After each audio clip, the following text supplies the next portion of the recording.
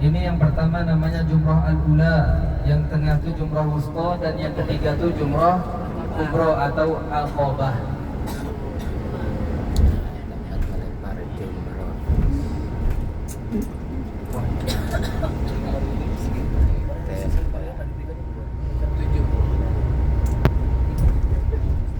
Di bawah itu ada masjid Pak, sebelah kiri ini Pak. Itu namanya Masjid Khaifah, itu dia sebelah kiri itu lewat. Di situ sholat 70 nabi banyak. Pernah sholat di situ.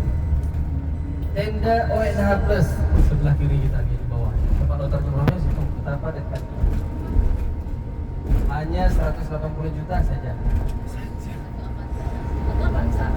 Satu Avanza. Ini ONH Plus. Yang reguler gimana? Saksikan setelah terowongan berikut ini.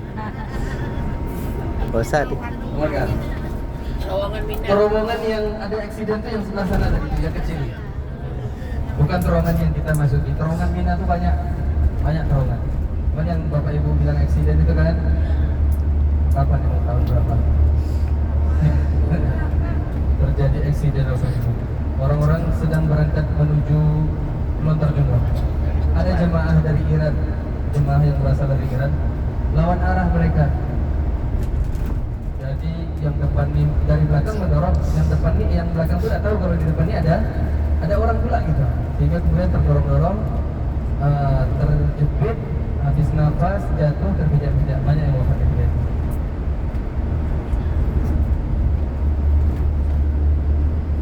Ada juga jemaah haji bercerita ya, kan jemaah haji itu setiap tahun. Kalau kita cerita tahun-tahun belakangan mas Bapak Ibu, kenapa kemudian sekarang kalau haji itu tidak pakai ini tau, pakai gelang besi.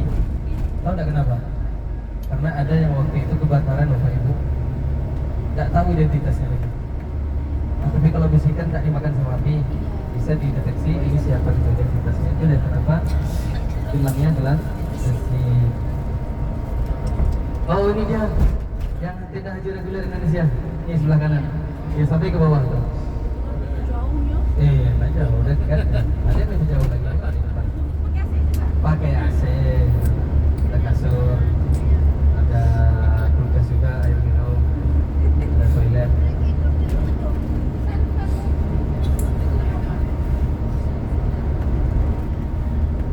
Kurang satu lagi. Kira-kira boleh saya ganti dengan sepatu?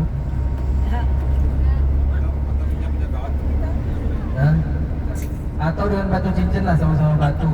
Mak, 20 cuma bawa aja kan? Kurang satu lagi nih, udahlah ini aja lah. Bismillah, boleh nak? Boleh atau tidak nih?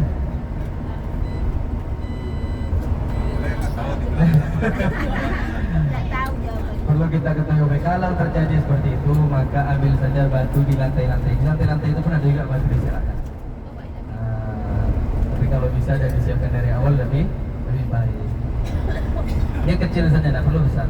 Dan tidak perlu pula ambil langkah macam jauhan 3 langkah misalkan.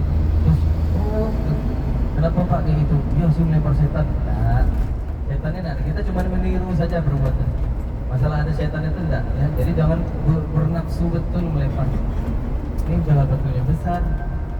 Buat pula dia lontar kan, rupanya balik lagi ke dia. Dari berkala. Ada yang kayak gitu masuk. Orang India tuh ada yang masuk video kan, jauh dia. Oh, tidak sampai ke pilar, malah ke orang lain kan jadi mendorong. Nah, Bapak Ibu yang berbahagia, sebelah kiri kita itu tempat untuk menampung airnya tuh. Nampak tuh yang bulat-bulat tuh? Nah, itu dia tempat untuk menampung air bagi para jemaah haji. Setelah ini kita sekarang menuju ke Ji'ranah. Mana? Ji'ranah. Bapak Ibu jemaah yang berbahagia, oh ya anak Uta. Bapak Ibu yang berbahagia, Nabi SAW berhaji tahun berapa?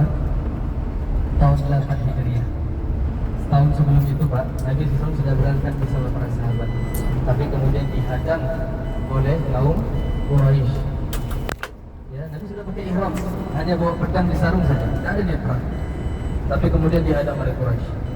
Mereka kemudian mengirim ahli diplomat mereka, di antara Suhail bin Amr dan sahabat-sahabat lain.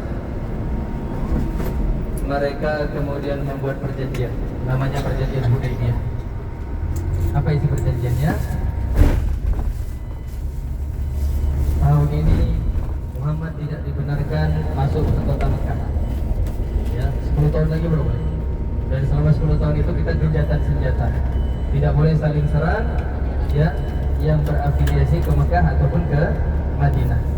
Banyak lagi poin-poin ini. Yang poin-poin itu dirasa merugikan kaum muslimin Bapak Ibu.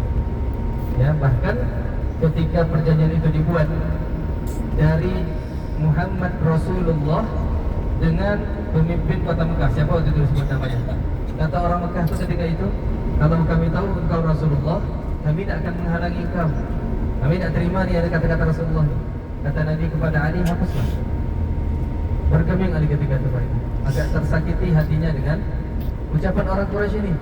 Maka Nabi SAW sendiri yang menghapus kalimat Rasulullah tadi.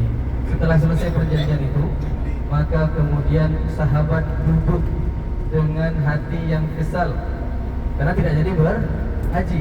Kesal dengan orang Quraisy. Nabi SAW bilang, sembelihlah hewan kurban kalian sebagai dam karena tidak jadi melaksanakan haji, karena tidak jadi melaksanakan ihram kita, batalkan ihram kita. Tidak ada yang bergerak. Sahabat sedih semuanya, semua menggalau. Maka Nabi SAW balik ke tendanya, curhat kepada istri beliau ketika itu. Ya, sahabat saya suruh, tidak ada mau. Kata istri beliau ketika itu, kalau tidak salah Ummu Salamah, kenapa harus tunggu sahabat? Lakukanlah sendiri, nanti mereka juga akan ikut, kata Ummu Salamah. Maka Nabi keluar, beliau cukur rambutnya dan kemudian beliau sembelih hewannya. Sahabat yang melihat Nabi, maka berangsurlah mereka semua pun mengikuti apa yang Nabi kerjakan. Nah, Bapak Ibu yang mau berumrah nanti, pastikan badannya sehat, pastikan fisiknya kuat. Karena kalau kami ambil ikut aja dulu Ustaz, masalah sanggup dan sanggup nanti kalau tidak sanggup nanti tidak jadi, berarti tidak bisa begitu. Wa atimul hajja wal umrata lillah, sempurnakan umrah dan haji untuk Allah, wajib hukumnya disempurnakan. Kalau dah mengambil miqat, kalau dah mengambil ihram, kalau rasa-rasa badan dah tidak enak, tidak usah diambil miqat, tidak usah ambil ihram. Jelas Ibu? Ya, daripada nanti harus membayarkan pula gara-gara tak menyempurnakan. Jadi dikira-kira dari sejarah. Oh, bukankah harus ada istirat? Ya, istirat itu karena kondisi memaksa, bukan karena sesuka hati kita. Kan saya dah niatnya istirat, berarti kalau nanti di hotel saya tidak sanggup, berarti tidak usah gitu. Tidak sanggup ini dalam artian, kan kita dah tahu dari sekarang. Makanya kami sampaikan, tahu baik-baik istirat. Istirat itu fa'in habasani habis, dalam niat kita ucapkan itu. Apabila aku terhalang oleh suatu halangan, famahalli hina habastani, maka tempat tahalul saya di mana engkau menahan saya. Nabi SAW ketika berangkat tadi tidak menyebutkan itu, makanya beliau bayar jam karena tidak melaksanakan ihramnya, tidak melaksanakan haji. Tapi kita dari awal dah terasa tidak enak.